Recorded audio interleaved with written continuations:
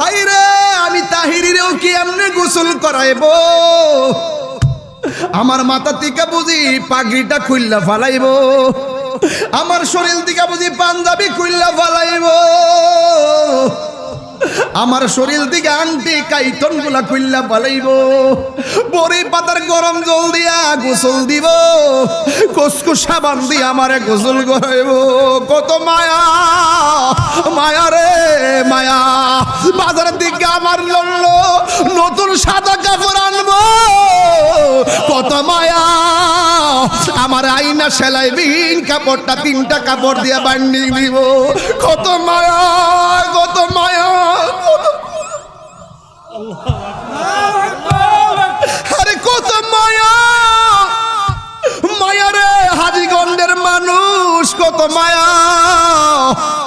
মসজিদের পালকি না আমার আস্তে করে শোয়া দিব, কত মায়া।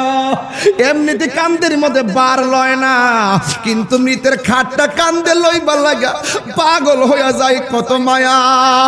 ও বন্ধু, আমার নবী কয় যারা লাশ কান্দের মধ্যে লইয়া 40টা কদম হাঁটবি, আমার আল্লাহ 40টা কবিরা গুনাহ মাফ করে দিবে।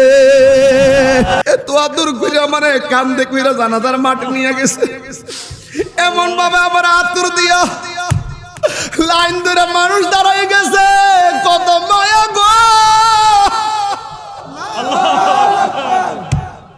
এত মায়া কেন?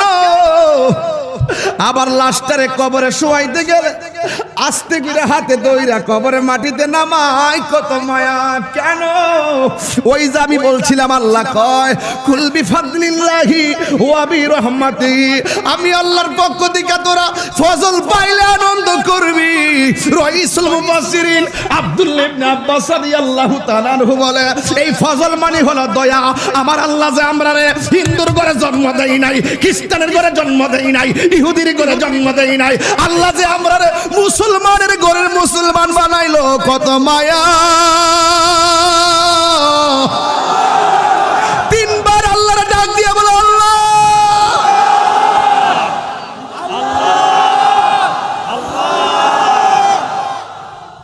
কি দিয়া বুঝাইতাম, কত মায়া, মায়া রে।